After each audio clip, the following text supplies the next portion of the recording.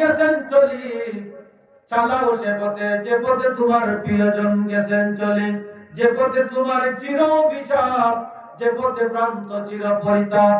হে আল্লাহ আমাদেরকে কখনো করো না সে পথগামী, বলুন আমিন। ইহদিস সিরাতাল লাযীনা আন'আমতা আলাইহিম, আল্লাহ তুমি আমাদেরকে তাদের পথে পরিচালিত করো যাদেরকে তুমি নিয়ামত দান করেছো।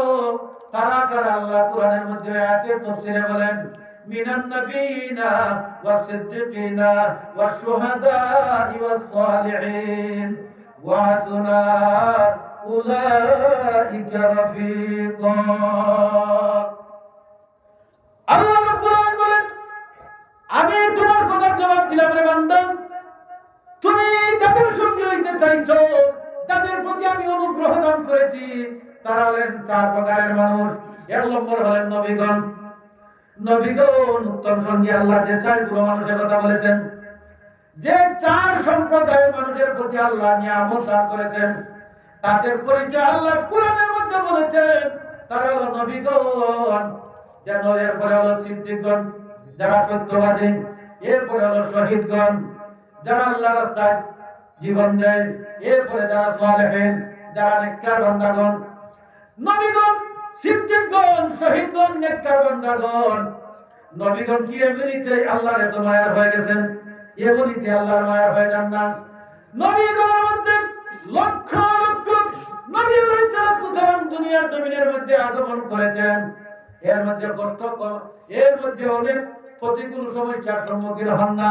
একমাত্র আদম আলাইহিস সালাম এবং সাইয়েদনা হযরত সুলাইমান আলাইহিস সালাম আর যত নবীগণ ছিলেন কষ্টের পর কষ্ট স্বীকার করেছেন। একেবারে সমস্ত আম্বিয়া আলাইহিস সালাম কষ্ট করেছেন। মুসা নবী বলেন, ইব্রাহিম নবী বলেন, ঈসা নবী বলেন, দাউদ নবী বলেন, যত নবী বলেন না কেন, তারা নিজ কওমের কাছে দ্বীনের দাওয়াত দিতে গিয়া, ধর্মের দাওয়াত দিতে গিয়া, কালিমার দাওয়াত দিতে গিয়া, তাওহীদের দাওয়াত দিতে গিয়া অনেক জুলুম নির্যাতনের শিকার হয়েছেন, অনেক কষ্ট করেছেন নবীগণ। বিনা কষ্টে আল্লাহর মায়ার হন নাই। আল্লাহর নবীগণের সঙ্গে হইতে হলে নবীগণ যেভাবে চলেছেন, নবীগণ যে রাস্তায় চলেছেন, সে রাস্তায় আমাদের চলার দরকার আছে কি নাই? জোরে বলুন, আছে কি নাই? সিদ্দিকগণ যারা সত্যবাদী মানুষ, সত্য জানার পরে নির্দ্বিধায়, সত্য জানার পরে নির্দ্বিধায়, যারা সত্য জানার পরে নির্দ্বিধায় এটা কবুল করেন। আবু বকর সিদ্দিক রাদিয়াল্লাহু তাআলা আনহু আল্লাহর নবীর মেরাজের ঘটনাকে শোনার সাথে সাথে উনি আল্লাহর নবীকে জিজ্ঞাসা করার আগে, আল্লাহর নবীকে জিজ্ঞাসা করার আগে আবু জাহেলের কথা শুনিয়া আবু বকর সিদ্দিক রাদিয়াল্লাহু তাআলা আনহু সাথে সাথে কবুল করে নিলেন, সত্যায়িত করে নিলেন। ধীরে ধীরে বলুন সুবহানাল্লাহ। যারা আল্লাহর দ্বীনের জন্য, যারা আল্লাহর দ্বীনের জন্য, যারা আল্লাহর দ্বীনের জন্য, যারা আল্লাহর দ্বীনের জন্য জীবন কুরবানি করেছেন, আল্লাহর জমিনে আল্লাহর দ্বীনকে প্রতিষ্ঠিত করার জন্য, যারা আল্লাহর দ্বীনকে প্রতিষ্ঠিত করার জন্য এই জমিনের মধ্যে আল্লাহর দ্বীনকে প্রতিষ্ঠিত করার জন্য শহীদ হয়েছেন, তার মধ্যে একজন হলেন শহীদের পরিচয় হযরতে আমির হামজা রাদিয়াল্লাহু তাআলা আনহু। আমির হামজা এখনো যান আপনি মক্কায়, এখনো যান আপনার ওই আমির হামজা ওহদ রণাঙ্গনের মধ্যে যান। আমিও গেছি, এবার আমি ওদের মধ্যে ছিলাম। ইয়াদিন আমির হামজা রওজা আত্তর, আমির হামজা এই রওজা আত্তরের নিকটের মধ্যে গেলেন, আমির হামজা কবরের নিকটের মধ্যে গেলেন। মনে তো নরম হয়ে যায়। আমির হামজার জীবনে যখন পড়েছিলাম, আমির হামজার কথাগুলা হৃদয় পড়ের মধ্যে বাসিয়া উঠে। আমির হামজা আল্লাহর নবীর জন্য তো ত্যাগ স্বীকার করেছেন, দ্বীনের জন্য ত্যাগ স্বীকার করেছেন, নির্দ্বিধায় নির্দ্বিধায় আল্লাহর দ্বীনের জন্য এই জমিনের মধ্যে আল্লাহর বান্দা নবীর চাচা আমির হামজা শহীদ হয়েছেন, আল্লাহর জান্নাতের মধ্যে জীবিত আছেন। আল্লাহ বলেন, ওয়ালা তাকুলু লিমান ইউকতালু ফি সাবিলিল্লাহি আমওয়াত বাল আহইয়াউ ওয়ালাকিন লা তাশউরুন। আল্লাহর বান্দারা যারা আল্লাহর রাস্তায় জীবন দেয়, দিনের জন্য যারা জীবন দেয়, কোরআনের রাজে জমিনে কায়েম করার জন্য যারা জীবনটারে কুরবান করে দেয়, তোমরা তাদেরকে মৃত বলো না, মৃত বলো না, তারা হলো জীবিত, তারা হলো জীবিত, তারা কবরের মধ্যে জীবিত। আল্লাহ তাদেরকে রিজিক দেন, বাল আহিয়াউ ইনদা রাব্বিহিম ইউরযাকুন। জোরে জোরে বলুন সুবহানাল্লাহ। আমরা বিশ্বাস করি শহীদ যারা আছেন, এখন তো হিন্দু বেটার নামে শহীদ লাগায়, হিন্দু বেটা রাজনৈতিক দলাদলির মাধ্যমে মারা গেছেন। একবার এক জায়গায় লেখা দেখলাম আমি, শহীদ শ্রী ধীরেন্দ্রনাথ দত্ত। এখন যদি শহীদের নাম হিন্দু বেটার নামে শহীদ লাগায়, এটা শহীদ হওয়া যাবে না। এর নম্বর হলো ঈমান থাকতে হবে, আল্লাহর দ্বীনের জন্য তুমি তোমার জীবনটাকে কুরবানি দিতে হবে। ওই যে আমাকে আজকে যুব সমাজ থেকে বলা হয়েছে হযরত বিলাল রাদিয়াল্লাহু তাআলা জীবনী নিয়ে কিছু আলোচনা করার জন্য। যুবক রে, হযরত বিলাল একজন যুবক ছিলেন। হযরত বিলাল এত কালো ছিলেন, আফ্রিকার মানুষ ছিলেন। হযরত বিলাল আফ্রিকার মানুষ ছিলেন। হযরত বিলাল আল্লাহর নবীর সঙ্গে হইয়া হযরত বিলালের অন্তরের মধ্যে এমন ভাবে ঈমান ঢুকেছে, আল্লাহ রাসূলের ইশক এবং মহব্বত বিলালের অন্তরের মধ্যে ঢুকেছে। ওই যে উমাইয়া খলিফা বিলাল কেন ইসলামের কথা বলে, বিলাল কেন নবীর সাথে চলাফেরা করে, বিলাল কেন রে মুহাম্মদুর রাসূলুল্লাহ নাম নেয়, বিলাল কেন আল্লাহর প্রতি বিশ্বাস স্থাপন করে। উমাইয়া খলিফা মরুভূমি বালুর মধ্যে শুয়াইয়া, উত্তপ্ত গরমের মধ্যে রাখিয়া, দুই দিকে দিয়া বাঁধিয়ে রাখছে, পায়ের মধ্যে বাঁধিয়ে রাখছে। এরপরে ওই বিলালের বুকের মধ্যে বিরাট বড় একটা পাথর চাপা দিয়ে রাখছে। বিলাল নেই, তুমি যদি নবী মুহাম্মদের নাম বলতে পারো, দ্বীন ইসলাম থেকে তুমি যদি সরে আসতে পারো, বিলাল রে, তাহলে তোমাকে রক্ষা করতে পারে। বিলাল রে, তোমার বুকের উপর থেকে তো আমরা পাথরটা সরাইয়ে নিতে পারি। বিলাল তখন বলে আহাদ আহাদ আহাদ, জোরে জোরে বলুন সুবহানাল্লাহ। হযরত বিলাল অবস্থা দেখিয়ে উমাইয়া খলিফা ওই বিলালের জিহ্বার মধ্যে উত্তপ্ত করিয়া একটা পেরাক ঢুকাইয়া দেয়, একটা লোহার পেরাক ঢুকাইয়া দেয়। ওই বিলাল পেরাক ঢুকাইয়া দেওয়ার পরেও বিলালের জবান থেকে আমার আল্লাহ রাসূলের নাম উমাইয়া কাফির খলিফা মুছে দিতে পারে না। জোরে জোরে বলুন সুবহানাল্লাহ। প্রিয় হাজির, আমার যুবক ভাইরা, তুমিও বিলালের আদর্শ অনুসরণ করো। জানেননি এই বিলাল আল্লাহর দরবারে কত মায়ের হয়ে গেছে। ওই বিলাল চেহারা সুরত ভালো ছিল না, মানুষ অনেক কালো আছে, কিন্তু কালো মানুষের টোপটা ভালো আছে, আসেন না নাই? কিন্তু বিলাল একদিকে উত্তর কালো, আরেকদিকে কিন্তু বিলালের টোপটা ভালো নয়। কিন্তু ওই বিলালে আমরা আল্লাহ কিন্তু আমাদের বাহ্যিক দিকে লক্ষ্য করেন না, বাহিরের দিকে আল্লাহ লক্ষ্য করেন না। আল্লাহ কিন্তু আমাদের ভিতরের দিকে চান, আল্লাহ বান্দার অন্তরের দিকে চান। ওই বিলাল আল্লাহর এত প্রিয় হয়ে গেছে রে, আল্লাহ রাব্বুল আলামিনের হাবিব ওই বিলালকে মসজিদে নববীর মুয়াজ্জিন শেষ পর্যন্ত নিযুক্ত করিয়া দিলেন। এক পর্যায়ে ওই আরবের মানুষের তো পড়া শুদ্ধ, কিন্তু বিলাল যখন আশহাদু আন্না মুহাম্মাদুর রাসূলুল্লাহ বলে, আশহাদু আল্লা ইলাহা ইল্লাল্লাহ বলে, আশহাদু জায়গায় বিলাল তখন আশহাদু বলতো, শুদ্ধ করে আশহাদু বলতে পারেন না। বিলাল কিন্তু শুদ্ধ করে বলতে পারতেন, কিন্তু তখন বলতে পারেন না। একটা কারণ হলো বিলালের জিহ্বার মধ্যে তো উমাইয়া খলিফা পেরাক ঢুকাইয়া দিয়েছে, যার কারণে শিন ভালো করে উচ্চারণ করতে পারে না। মুসলমানেরা, কিছু মুসল্লিরা বিলাল সম্পর্কে মাতামাতি শুরু করে দিল। আল্লাহর নবী এমন এক মানুষকে মসজিদে নববীর মুয়াজ্জিন নিযুক্ত করে দিলেন, সে মানুষটা শুদ্ধ করে আযানটা পর্যন্ত দিতে পারে না। আল্লাহর নবী কোন বিতর্কে না গিয়া বিলালকে সময়ের জন্য সাথে বিলালকে ওই মসজিদ থেকে বরখাস্ত করে দিলেন। এমন সময় সুললিত কণ্ঠের অধিকারী একজনকে মুয়াজ্জিন নিযুক্ত করে দিলেন। আল্লাহ রাব্বুল আলামিন আল্লাহর নবী জিবরাইলকে নবীর কাছে পড়াইয়া দেওয়া হয়। নবী গো, প্রতিদিন আযান আরশে আল্লাহ পর্যন্ত পৌঁছে, আজকে কেন গো মসজিদে নববী আযান পৌঁছিল না? সুবহানাল্লাহ।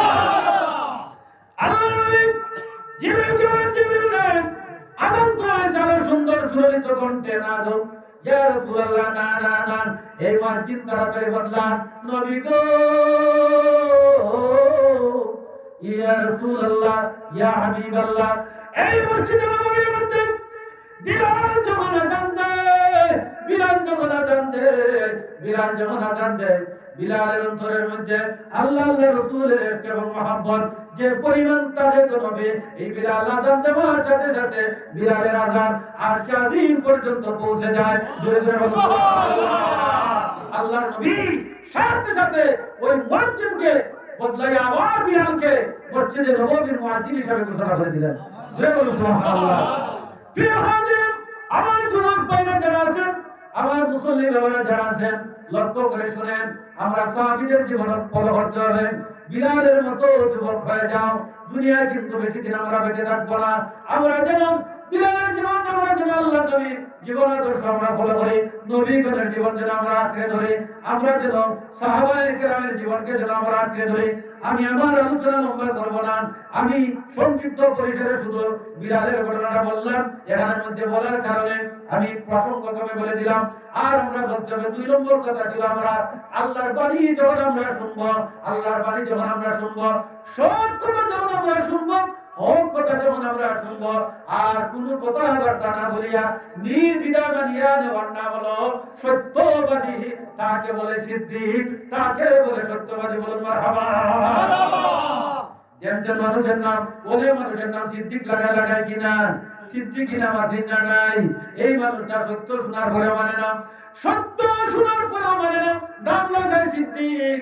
না না না, সত্য জানার পরেও যদি তুমি সিদ্দিক, তুমি এই যে আল্লাহ রাব্বুল আলামিন কোরআনের মধ্যে বলেন তা'মুরুনা বিল মা'রুফ ওয়া তানহাউনা আনিল মুনকার, ওলামায়ে কেরাম আমাদের আদেশ করলে, আল্লাহর বাণী মানুষের সম্মুখে উপস্থাপন করলেন, সৎ কাজের আদেশ দিলেন, অসৎ কাজ থেকে নিষেধ করার জন্য আল্লাহর বাণী মানুষের সামনে উপস্থাপন করলেন।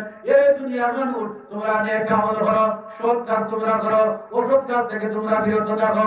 সত্য হালালকে হালাল জানার পরে যারা গ্রহণ করে না, ভালো জিনিস জানার পরেও যারা মানে না, যারা ভালো শোনার পরেও শুনে না, ভালো জানার পরেও যারা জানে না, তদানু অনুযায়ী যারা আমল করে না, আল্লাহ তাদেরকে সত্যবাদী বলেন না। মুসলমান হইতে পারো বান্দা। আমরা যে সূরাতুল ফাতিহার মধ্যে ঘোষণা করলাম, আল্লাহর কাছে আমরা চাইলাম ইহদিনাস সিরাতাল মুস্তাকিম, এর মধ্যে কয়েকগুলো মানুষ হলেন সিদ্দিকীন, সত্যবাদী।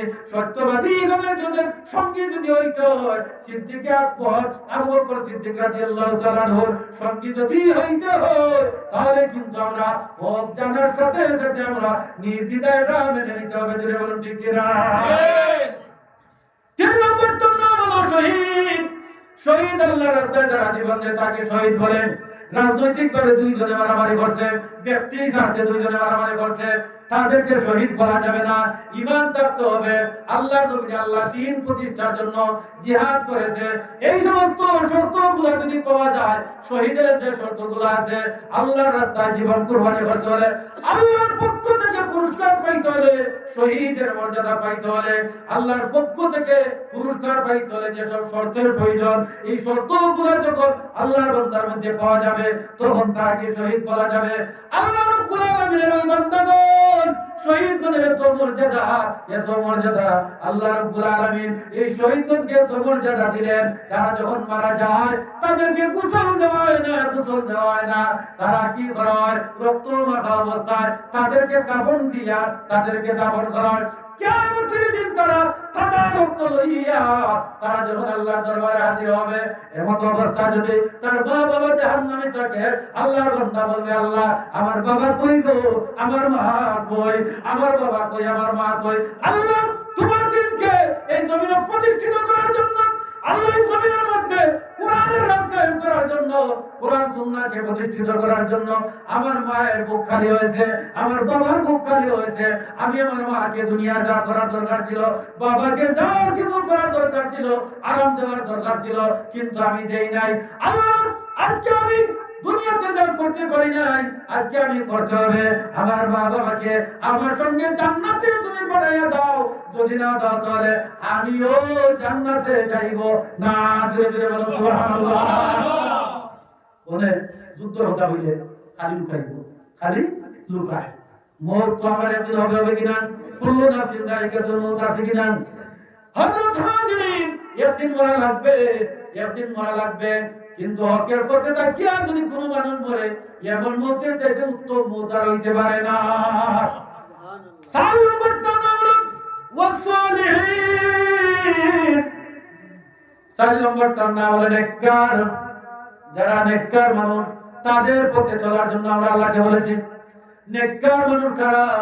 যারা নেক আমল বেশি বেশি করেন তারা হলো নেককার মানুষ। আমি আপনাদেরকে বলি ওই যে নেককার মানুষ, এই যে নেককার মানুষ মনে করেন শাহজালাল নেককার কিনা, আব্দুল কাদের জিলানী মানে নেককার কিনা, মহিউদ্দিন আব্দুল কাদের জিলানী, খাজা মঈনুদ্দিন চিশতি, বাহাউদ্দিন নাকবন্দি এরা আল্লাহর মকবুল বান্দা কিনা? ও বান্দা, আল্লাহর মকবুল বান্দা যারা আমরা তো জানি, আমরা মনে প্রাণে বিশ্বাস করে আমাদের প্রিয় মুর্শিদ আল্লামা ফুলতলি রহমাতুল্লাহ আলাইহি নেককার, ঠিক কিনা? এরা আমাদের বিশ্বাস। সারা জীবন কোরআনের জন্য কাজ করেছেন, সারা জীবন ফুলতলি রহমাতুল্লাহ আলাইহি আল্লাহ এই দুনিয়ার মধ্যে সবচেয়ে শ্রেষ্ঠ কিতাব কুরআনুল কারীমের খিদমত করেছেন। উনার বাড়িতে এখনো খিদমত চলতে আছে। সারা দুনিয়া জুড়ে উনার প্রতিষ্ঠিত কুরআনুল কারীমের বোর্ডের নাম অনুসারে কুরআনের খিদমত হয় কিনা? উনার জীবন দশায় কুরআনুল কারীমের দরস দিয়েছেন, হাদিস শরীফের দরস দিয়েছেন, মাঠে ময়দানে শুদ্ধ আকীদার বয়ান করেছেন কিনা? উনার এমনও ছাত্র আছেন যাদের চেহারার দিকে চাইলে বাপ পয়দা হয়ে যায়। উনার ছাত্র ধরেন আপনি মুহাদ্দিস সাহেব কিলা, উনিও কিন্তু উনার ছাত্র কেরাতের সনদ পাইছেন। বালাউতি সাহেব, বিলবারি সাহেব, আমদাউলের মুহাদ্দিস সাহেব, এইভাবে বড় বড় আল্লামা ফুলতলি রহমাতুল্লাহ আলাইহি এমন কিছু শাগির্দ আছে, এমন কিছু খলিফা আছেন, উনার কিছু ছাত্রগণ আছেন যাদের দিকে চাইলে বাপ ভক্তি পয়দা হয়ে যায়। উনার লক্ষ লক্ষ ছাত্র আছে যাদের দিকে চাইলে বাপ ভক্তি পয়দা হয়ে যায়। এতে যে প্রমাণ হয় উনার ছাত্রের অবস্থা যদি এমন হয় তাহলে উনার অবস্থা আল্লাহর দরবারে কেমন? এজন্য আমরা নেককার মানুষের সাথে চলতাম, ঠিক কিনা? নেককার মানুষের পথে আমরা চলতাম, আল্লাহ ওয়ালা গুণের পথে আমরা চলতাম। আমরা বাতিল মানুষের পথে চলতাম না। যাদের প্রতি আল্লাহ কুশা হোসেন তাদের প্রতি আমরা চলতাম না। যাদের প্রতি আল্লাহ অভিশাপ, ইহুদিদের রাস্তায় আমরা চলতাম না, কাফেরদের রাস্তায় আমরা চলতাম না। আজকে আমাদের দেশে আমার আলোচনা আমি লম্বা করতেছি না, আমি সংক্ষেপ করে আনতেছি। বুঝলেন? আসলে সময় লাগবে। কোন সমস্যা না? আচ্ছা আচ্ছা ঠিক আছে। সাল্লাল্লাহু আলা সাইয়্যিদিনা ওয়া মাওলানা মুহাম্মদ ওয়া আলা আলিহি ওয়া আসহাবিহি ওয়া সাল্লাম। প্রিয় হাজিরিন, আজকে আমরা ওই যে মিনান নবীনা ওয়া সিদ্দিকিনা ওয়া শুহাদাই ওয়া সালিহিন, নবীগণ, সিদ্দিকগণ, শহীদগণ, নেককার বান্দাগণের পথে চলার জন্য আল্লাহ আমাদেরকে, আমরা বলেছিলাম আল্লাহ তোমার মায়ের বান্দা যারা আছেন তাদের প্রতি তুমি আমাদেরকে চালাও, যাদের প্রতি তুমি নিয়ামত দান করেছো, যাদেরকে পুরস্কৃত করেছো তারা উত্তম সঙ্গী, এদের মতো উত্তম সঙ্গী আর নাই, তারা হলো প্রকৃত বন্ধু, তাদের মতো প্রকৃত বন্ধু নাই। হযরত হাজিরিন, কি বলবো দুঃখের কথা, কিছু না বললে হয় না। ওয়াজের মাহফিলের কোনো অভাব নাই, লক্ষ লক্ষ মানুষের সম্মুখে বয়ান দেওয়ালা মানুষের অভাব নাই, দিলে বলুন ঠিক কিনা? আমরা আলিম সমাজের মধ্যে বড় সমস্যা হয়ে গেছে। আজকে আন্দোলনটা বিভ্রান্তের মধ্যে পড়ে গেছে। আজকে আপনি আল্লাহর নবী রাহমাতুল লিল আলামিন দুনিয়ার মধ্যে দুনিয়াটার অবস্থা বলেছিলেন, উম্মতেরা রে, এমন একটা যুগ আসবে উম্মতেরা কোরআন পড়বে কিন্তু তার কণ্ঠনালীর নিচে কোরআনের আওয়াজ যাবে না। কোরআন পড়বে কিন্তু তার কোরআনের উপর তার আমল থাকবে না। কোরআনের বিপরীত মুখে কাজ করবে, নবী ওয়ালা জিন্দেগির কথা বলবে না। কিন্তু নবীদের থেকে মানুষকে দূরে রাখবে, নবীদের রাস্তা থেকে মানুষকে দূরে রাখবে, সাহাবায়ে কেরামদের রাস্তা থেকে দূরে রাখবে, আহলে বাইতের রাস্তা থেকে দূরে রাখবে। প্রিয় হাজিরিন, আমার মতো নগণ্য একজন মানুষ আমি আর কি বলতে পারি, কিন্তু এতটুকু বলতে পারি, আজকে যারা নামের সাথে ডক্টর ডিগ্রি লাগায়, নামের সাথে ডক্টর ডিগ্রি লাগায়, এতে বোঝা যায় কত বড় বিজ্ঞানী উনি, কত বড় ডিগ্রি প্রাপ্ত। বিদেশে বাংলাদেশের গন্ডি বাড়াইয়া বাংলাদেশে ডিগ্রি নেওয়ার পরে বিদেশেও ডিগ্রি নিছে, বিদেশের ডিগ্রি নিয়ে এই দেশের মধ্যে আসছে, দেশে বিদেশে বক্তব্য দেয়, দেশে বিদেশে বক্তব্য দেয়। তার বক্তব্য কত সুন্দর, সাবলীল ভাষায় বক্তব্য দেয়, কত সুন্দর ভাষায় বক্তব্য দেয়। কিন্তু যত কোরআন হাদিসের বক্তব্য দেখ না কেন, যত বড় লেকচারার হোক না কেন, কোরআন হাদিসের উপর যত বড় পণ্ডিত অর্জন করুক না কেন, কিন্তু কোরআন হাদিসের সাথে যদি বিদ্বেষমূলক আচরণ থাকে, আমার নবীর সাথে যদি বিদ্বেষমূলক আচরণ থাকে, তার জীবনের কোনো আমলের, কোনো ইলমের কোনো মূল্য নাই। বলে বলুন ঠিক কিনা? আমার নবীকে যারা মডার্ন শাস্ত্রে শাস্ত্রে আজকে কাউবয় হয়, হয়েছেন না হয়েছে না? কাউবয় নবীরে হয়, গরু রাখাল, ছাগল রাখাল আমার নবীরে হয়। নাউজুবিল্লাহ হয়েছে না? আরো জোরে হোক নাউজুবিল্লাহ। হয়েছে না? আরো জোরে হোক নাউজুবিল্লাহ। আমার নবীরে হয় কাউবয়, নবীজি সহধর্মীরে হয় ইনটেক। আপনিও হাজিরিন, আলী রাদিয়াল্লাহু তাআলা আনহুকে বলেন মাতাল মদ খাইছেন, জোরে জোরে বলেন নাউজুবিল্লাহ। এরা আলিম, যত বড় আলিম হও না কেন, এইসব কথা তুমি যদি বলো, তোমার আমার শানে কিন্তু আল্লাহ রাদিয়াল্লাহু আনহু বলেন নাই, আল্লাহ সাহাবায়ে কেরামের শানে রাদিয়াল্লাহু আনহু বলেছেন। বলেছেন কিনা? আল্লাহ রাদিয়াল্লাহু আনহু সাহাবায়ে কেরামের শানে বলেছেন। আল্লাহ রাব্বুল আলামিন আমার নবীকে কত শান দিয়েছেন, আর তোমার মতো খোদাই মোল্লা যদি নবীর শানে বেয়াদবি করো, আমার নবীর কোনো কিছু যায় আসে না, আমার নবীর কোনো কিছু যায় আসে না। তুমি নবীর শানে বেয়াদবি করতে পারো, তোমার ঈমান নষ্ট হয়ে যাবে, জাহান্নামে তুমি হইবা। কিন্তু দুঃখ লাগে রে, ওই সমস্ত মোল্লারা যখন বলে এটা ঠিক কিনা, লক্ষ লক্ষ মানুষ বলে ঠিক, সেও গুমরা হলো, লক্ষ লক্ষ মানুষকে গুমরা বানাইলো। জোরে বলুন ঠিক কিনা? প্রিয় হাজিরান, যে আলী রাদিয়াল্লাহু তাআলা আনহু জন্ম হয়েছে কাবা ঘরের ভিতরে, ওকা সুবহানাল্লাহ। আলী রাদিয়াল্লাহু তাআলা আনহু কাবা ঘরের মধ্যে জন্ম হয়েছে, কাবা ঘরের ভিতরের মধ্যে। আলী রাদিয়াল্লাহু তাআলা আনহুর মা কিন্তু নেফাসের রক্ত বের হয় নাই, আমাদের যেভাবে নেফাসের রক্ত বের হয়েছে মায়ের। কারণ কি বলে? কারণটা হলো কাবা ঘর না ভাগ হয়ে যাইতে পারে, এই কারণে নেফাসের রক্ত পর্যন্ত বের হয় নাই। এমন ব্যক্তি আলীর উপরের মধ্যে এমন একটা তহমত দিতে পারে, সে যত বড় আলেম হোক না কেন, আমি তাকে সম্মান দিতে পারি না, আমি তাকে ইজ্জত দিয়ে কথা বলতে পারি না। নবীর শান যারা বলেন, নবীকে যারা ইজ্জত দেয়, নবীকে যারা তাজিম করে, তাকে আবার মাথার মধ্যে নিয়ে ঘুরাইলেও জিন্দেগিটা সার্থক হবে। যারা বলেন ঠিক কিনা?